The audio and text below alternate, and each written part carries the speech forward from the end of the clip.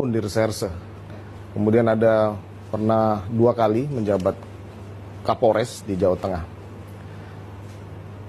Pada saat masuk memimpin divisi ini, saya kemudian mempelajari dan melihat tugas, wewenang, dan tanggung jawab dari divisi Propam. Setelah saya analisa, kemudian saya pelajari, saya melihat bahwa justru divisi Propam ini adalah yang menjadi brand ambasador Polri. Kenapa? Karena divisi Propam ini motonya itu garda terdepan penjaga citra Polri dan benteng terakhir pencari keadilan. Artinya bahwa divisi Propam ini paling depan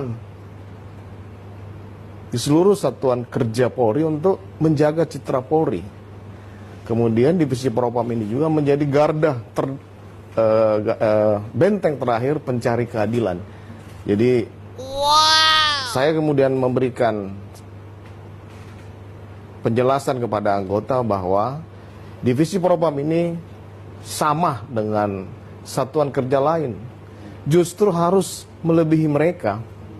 Bagaimana kami bisa menjadi garda terdepan dan menjaga citra Polri kalau Propam sendiri tidak bisa menjaga citra Propam itu?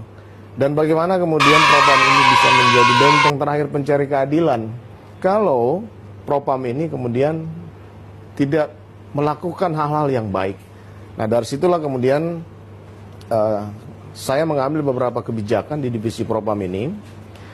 Yang pertama, orang-orang yang masuk ke divisi Propam ini harus memiliki integritas, harus memiliki kompetensi, dan komitmen serta loyalitas kepada institusi. Karena ya tadi, garda terdepan dan benteng terakhir.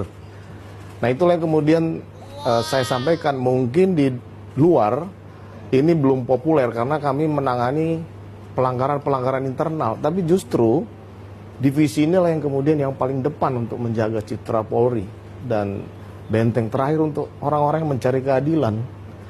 Nah, dari situlah kemudian saya sampaikan, memberikan semangat, spirit kepada anggota-anggota bahwa kita harus terus bisa menjadi garda terdepan.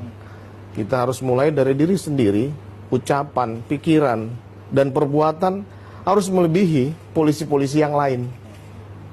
Harus bisa memberikan contoh.